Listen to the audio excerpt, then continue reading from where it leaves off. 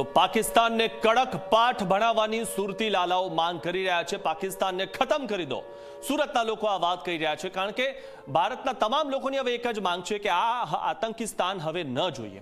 સેનાની કામગીરીને સુરતના લોકોએ વખાણી। પીઓકે નહીં, આખું પાકિસ્તાન જ લઈ લો, સુરતના લોકો આ વાત કહી રહ્યા છે। હવે માત્ર પીઓકે નહીં પરંતુ પાકિસ્તાન જ આખું જોઈએ છે, કારણ કે આ આતંકિસ્તાનને ખતમ કરો અને ફરીથી પાકિસ્તાનને ભારતમાં મેળવી દો।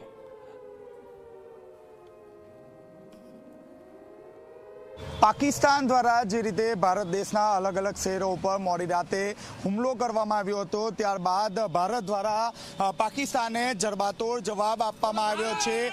જે રીતે ભારત દ્વારા જડબાતોડ જવાબ આપવામાં આવ્યો છે, ત્યારે સમગ્ર દેશવાસીઓમાં ખુશીની લહેર જોવા મળી રહી છે। પાકિસ્તાનના જે પીએમ છે તે પોતે જે બંકર છે તે બંકરમાં છુપાઈ ગયા હોવાની વાત સામે આવી રહી છે, ત્યારે ક્યાંક ને ક્યાંક પાકિસ્તાને હાર સ્વીકારી લીધી હોવાનું લોકો માની રહ્યા છે। જી, પાકિસ્તાનને જડબાતોડ જવાબ આપવામાં આવ્યો છે, શું કહેશો? ભારતે ખરેખર આ એક જબરજસ્ત પગલું ભર્યું છે અને પાકિસ્તાનનો ખુરદો બોલાવી દેવો જોઈએ। આ એક મોકો મળ્યો છે, ભારતની સેના મજબૂત છે। જી, આપ શું કહેશો? જે રીતે ભારતે વળતો જવાબ આપ્યો છે, સેનાએ બહુ સારું કામ કર્યું છે અને એને ખૂબ ખૂબ અભિનંદન એની વીરતાને। જી, અહીં લોકોમાં ખુશી જોવા મળી રહી છે।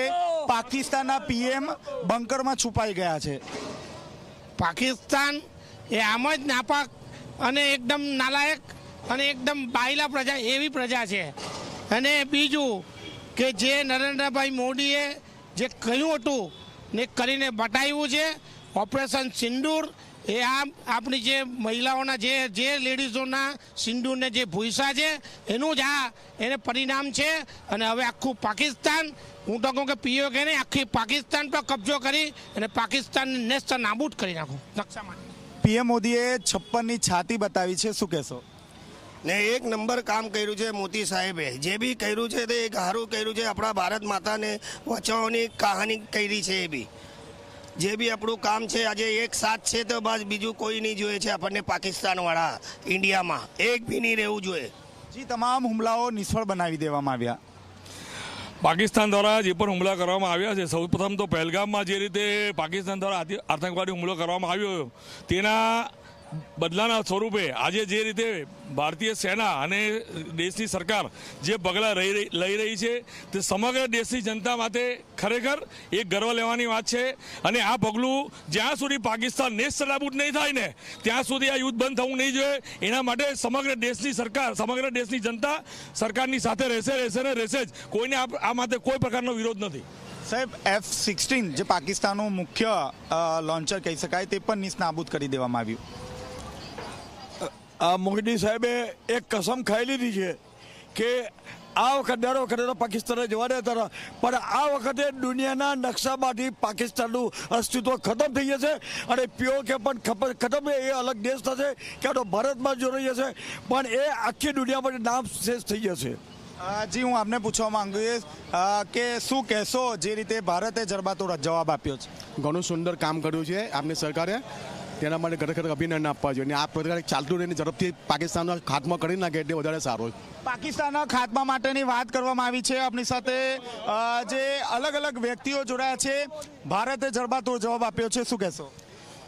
જે ભારત દ્વારા જે પણ પગલાં લેવામાં આવ્યા છે એ સમયસર અને જે જરૂરિયાત પ્રમાણે પગલાં લીધા છે, નહીં કે ગમે તે રીતે શરૂઆત સામેથી થઈ છે પછી ભારત હંમેશા આગળ નથી રહેતું, હંમેશા ભારત પાછળ જ કે વળતો જવાબ જે હમણાં આપી રહ્યા છે એકદમ બરાબર જ છે। અને આવી રીતે એને જવાબ આપવાથી જ એનું નામો નિશાન નાશ થઈ જશે। જી, આપ શું કહેશો? પાકિસ્તાનના પીએમ હાલ બંકરમાં છુપાઈ ગયા છે પ્રજાને છોડીને, કારણ કે ભારતનો જે હુમલો છે તે જોઈને તે લોકો ગભરાઈ ગયા છે અને એને લીધે એ લોકોનો દેશ છોડી પણ જડીને બહાર ભાગી જવા તૈયાર છે। જી આપ જોઈ રહ્યા છો ખાસ કરીને આપ જોઈ શકો છો જે લોકો છે તે લોકોમાં અનેરો જે ઉત્સાહ છે તે ઉત્સાહ જોવા મળી રહ્યો છે એક તરફ પાકિસ્તાન દ્વારા ભારત ઉપર હુમલો કરવામાં આવી રહ્યો છે ત્યારે ભારત દ્વારા પાકિસ્તાનને જડબાતોડ જવાબ આપવામાં આવ્યો છે જે રીતે F-16 તોડી પાડવામાં આવ્યું છે અને પાકિસ્તાનના દરેક જે હુમલાઓ છે તે નિષ્ફળ બનાવવામાં આવ્યા છે ત્યારે દરેક જે દેશવાસીઓ છે તેમાં ઉત્સાહનો માહોલ અહીં જોવા મળી રહ્યો છે કેમેરામેન વિજય બેસાણ સાથે ચેતન પટેલ ઝી મીડિયા સુરત।